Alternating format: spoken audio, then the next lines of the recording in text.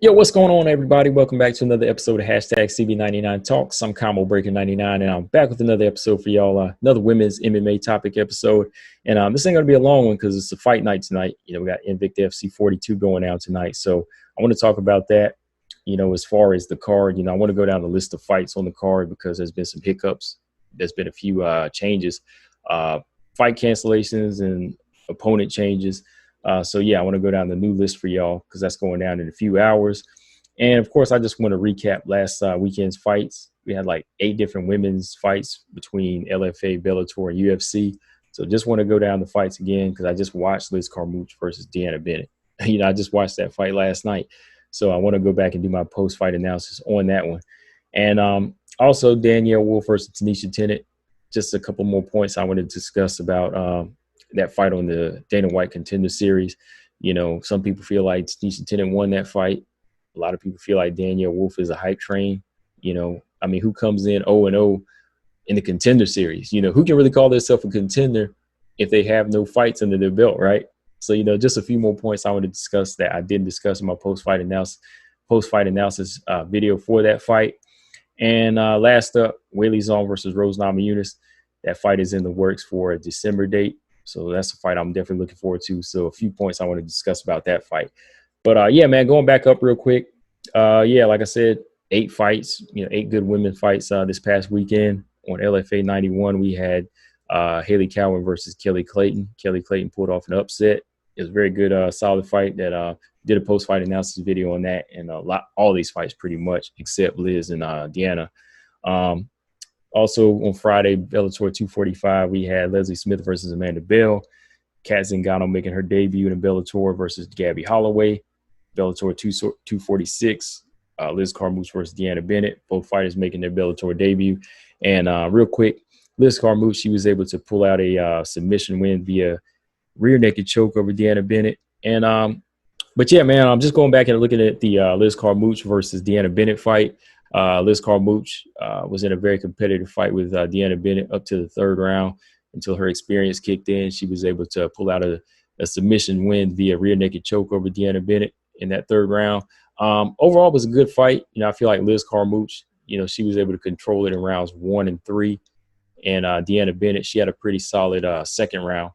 She was using some good lateral movement, using her jab well, and jabbing her way in to get her takedown. She got a good solid takedown over Liz Carmouche in the 2nd round, and she was able to really put her weight and her strength on top of Liz Carmouche and get some good strikes in and control the ground in the 2nd round. So that just showcased her grappling skills. But Liz Carmouche, she's being the physically strong fighter and the more experienced fighter. She had a better 1st round as far as putting the pressure on Deanna Bennett, landing the better punches, and taking her down 2 times, just showcasing that physical strength. She slammed her 1 time in the 1st round.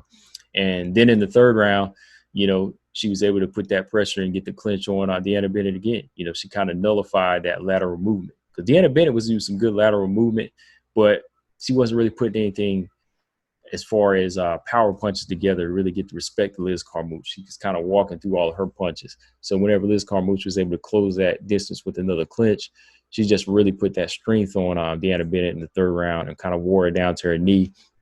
And when she dropped to her knee, Liz Carmouche was able to get on the back and roll Deanna Bennett with her and put that arm up under the neck and get the submission win via rear naked choke. So, overall it was good.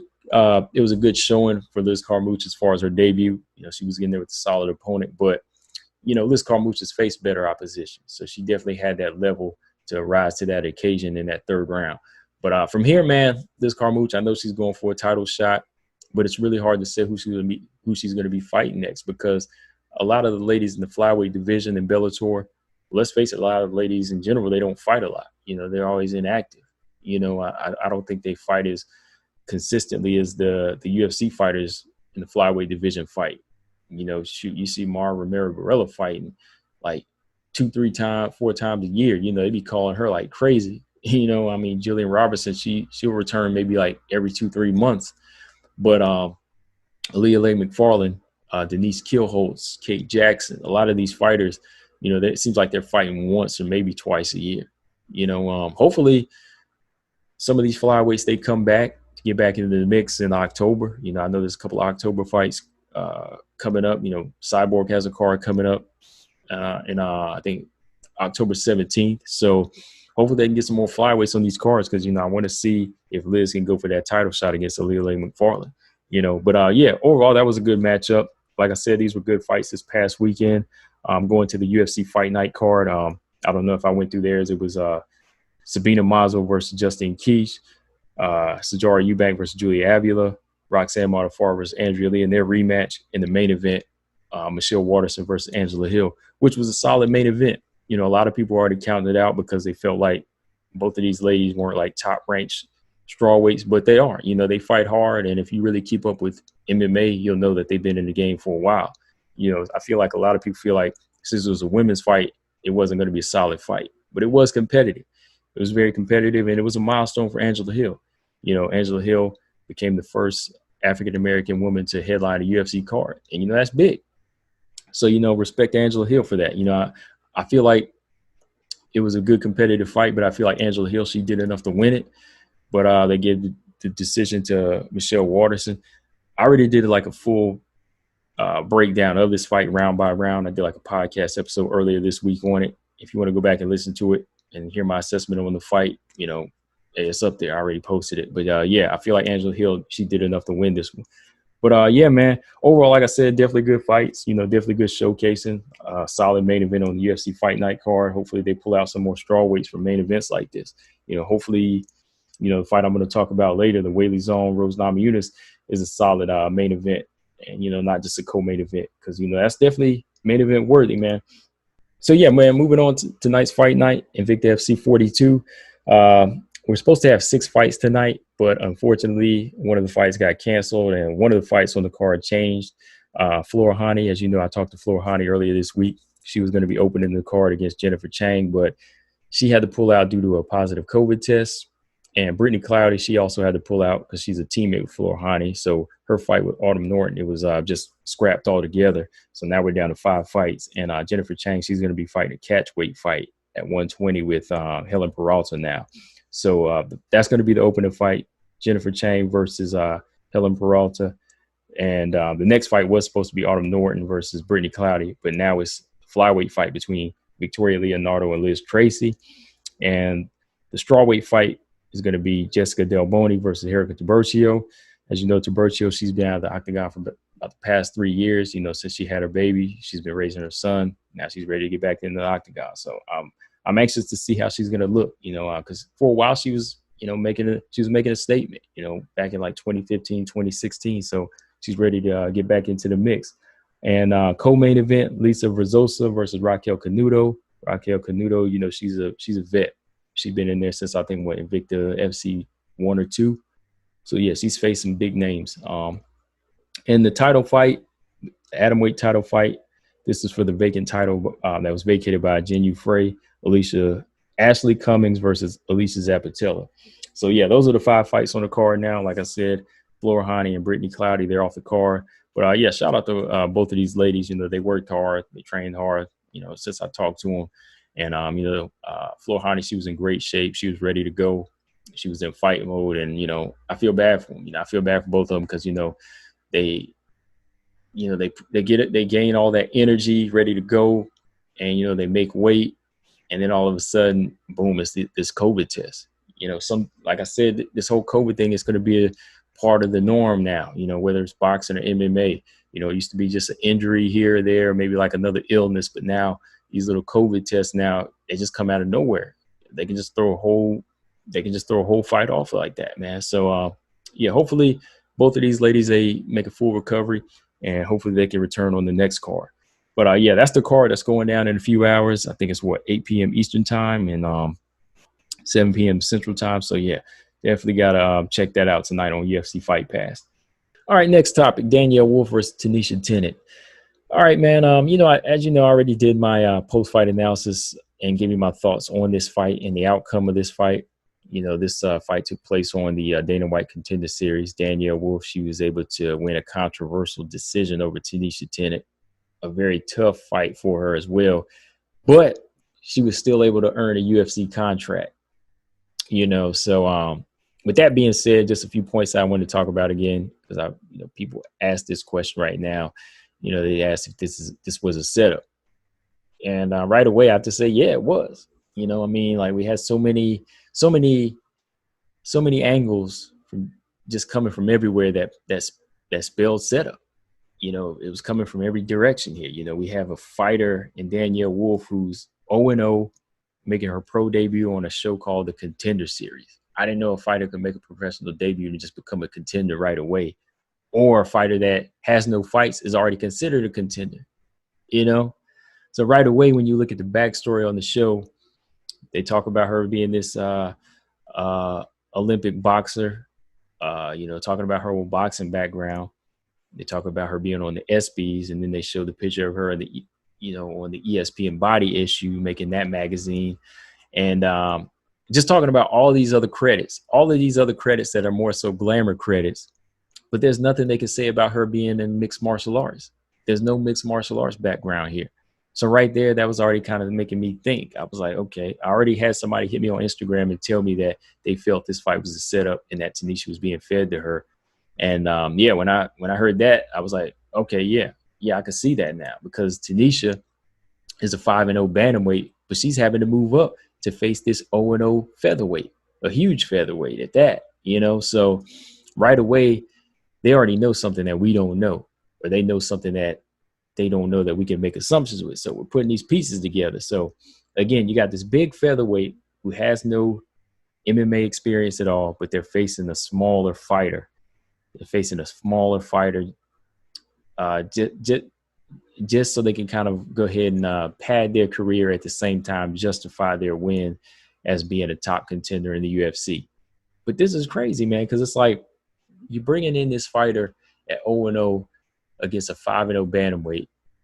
Let's say they do beat that bantamweight more so convincingly. Let's say Danielle Wolf had stopped Taneisha Tennant. Does that really mean that she's ready for the UFC from here?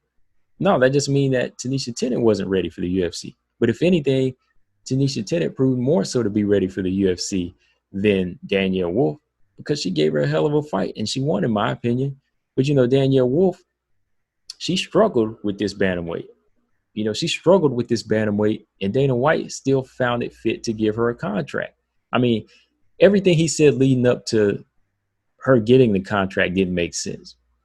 I mean, the guy before that didn't get a contract. First off, he'll say stuff like, okay, so-and-so worked hard. They put on a good performance. Oh, but they didn't know how to close the show. So I'm not going to give them a contract because they're not ready for the UFC. With some guys, okay, that makes sense. But they still have more experience than Danielle Wolf. And then you go with Danielle Wolf and you say, okay, Danielle Wolf, the internet right now is mad. They feel like she lost the fight, but I'm going to give her a contract anyway. I mean, what kind of logic is that? Just to build up a featherweight division. I mean, we want a featherweight division, but we don't want crap, especially when you already have some natural featherweights right under your nose. You did a tough house. So you have plenty of featherweights that you have squeezing down a bantamweight now that could make 145 and make a division. You have 5 to 6, maybe 8 fighters now that can make 145 easily and make that division. You don't even need Danielle Wolf right now. So it's like, okay, you bring in Danielle Wolf to say you want to build up a featherweight division, but you didn't even bring in another featherweight for her to really get her feet wet with. You have her fight a bantamweight that y'all move up. Instead of getting this bantamweight who's 5-0 and has more potential, y'all don't match her up with somebody that can make her look good so you can sign her. She's the one you got more potential in, so you should be looking to build up your bantamweight division with this promising fighter. Instead, you want to go for the money and the hype in an 0-0 fighter who's probably going to eventually get their ass kicked for real when they fight one of the 5 featherweights you have right now. So yeah, everything leading up to this one spells a setup. It's all set up. 0-0, pro debut in the Contender Series, all because of your boxing background, your professional boxing background, which we never go by that in MMA. You have to have some type of mixed martial arts background, and that's coming from a diehard boxing fan. You can't be a boxer and just go straight to MMA and think it's going to be easy. No. So you got that. And then, of course, the highlight is the ESPN body mag, So right there, you're saying, okay, this is just going to be all about Danielle Wolf as a hype train, as a face now. But you couldn't mention anything as far as her being an MMA fighter, like, scoring some good takedowns and knockouts, and like in LFA, or she was an Invicta champion. There's nothing like that there. So that's all spelling setup right there. But the next question is, was this almost a setup gone wrong? Hell yeah, it was. It was almost a setup gone wrong, because Taneisha Tennant showed you she didn't even have to expose this fighter, because she's 0-0. So 0-0, we already know this fighter is going to have holes in their game, and they shouldn't be here. This is not for them. So you got a 5-0 bantamweight who is a little bit smaller and still growing themselves. But again, somebody like Taneisha has more potential to be in the UFC than Danielle. Tanisha's in there, going in there, walking her down, outlanding her. The only thing that Danielle has to save her from this fight is her physical strength and size.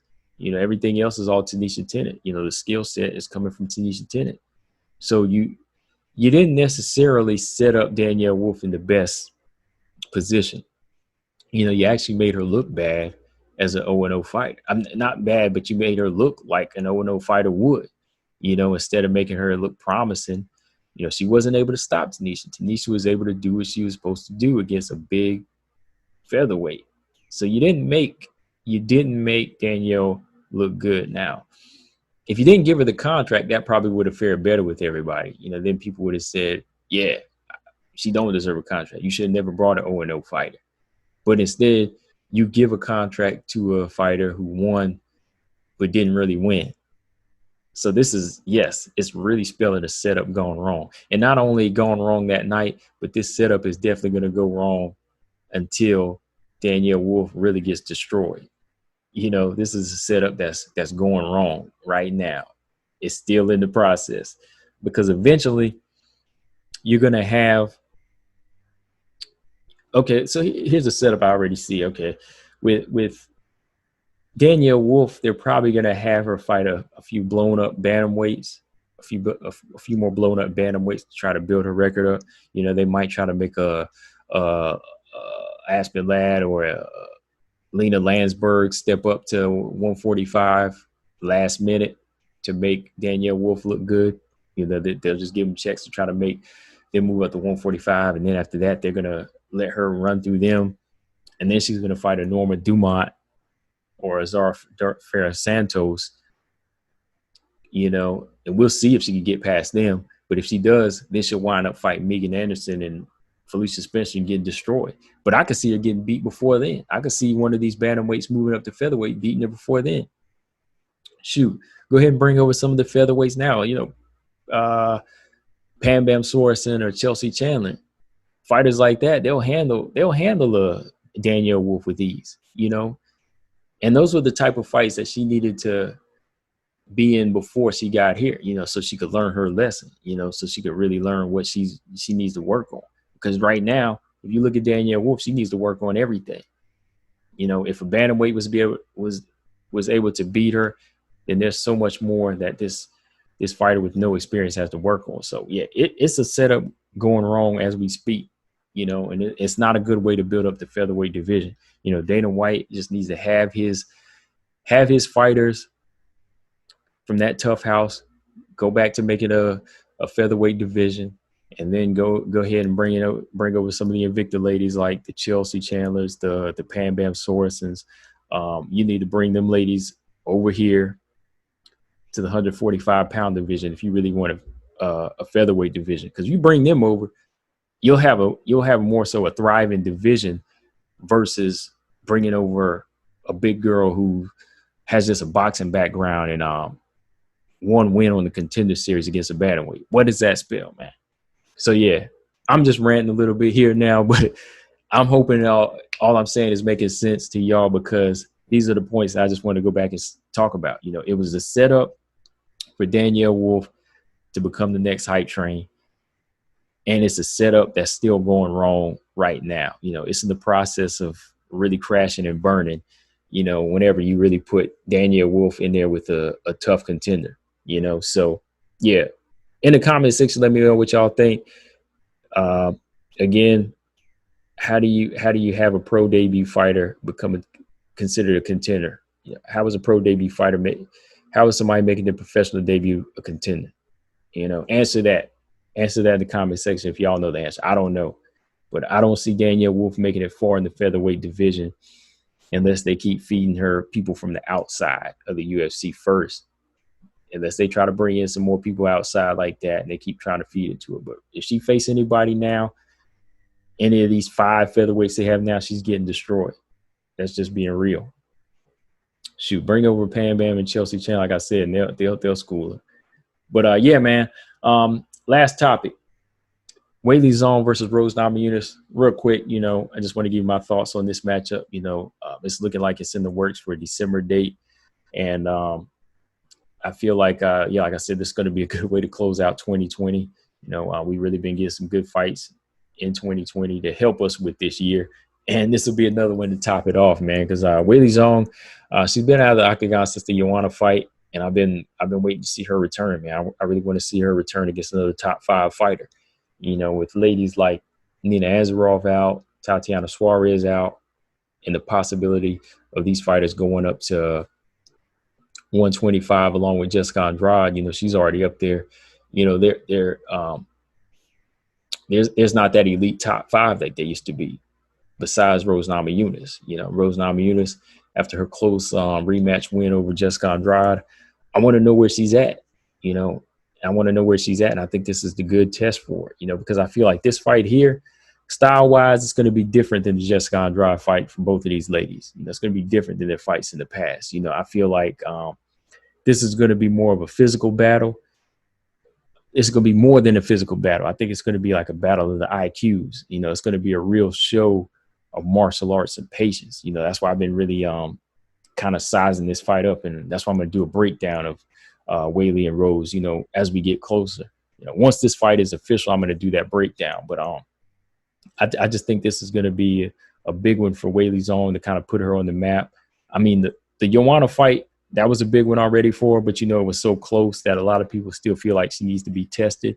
So whenever she gets in there with somebody like Rose Namajunas, and if she's able to win, that'll definitely put her on that map, And one of the questions I have for y'all and myself again is Rose ready for this fight? She's definitely got to be. I don't know if she is right now, but she's definitely got to be ready for this one. I mean, the Jessica Andrade fight, maybe Jessica just had her number, but that was a fight where you could kind of see where she was caught slipping, and she almost got slept again in the second fight. So Whaley Zong is a fighter that can mix it up. I think she can fight, very well in a chess match. But at the same time, if she sees you sleeping like Jessica Andrade did, Whaley Zong will capitalize. She's more of a calculator puncher than Jessica Andrade. Like if she sees Rose not reacting enough to what she's throwing, or she doesn't see Rose countering or trying to, get that striking and that rhythm going, Whaley Zong will jump on. She'll put that pressure on you. She'll get you in a clinch, and she'll be physical with you. So Rose has to be ready for all of that. Rose just has to be ready for that mindset to be a champion again. She almost lost that after she lost the title, but hopefully she has that with this one. I think she does, but I think she kind of does right now because, she feels like, facing somebody Whaley Zong, she knows that Whaley Zong is a proud champion.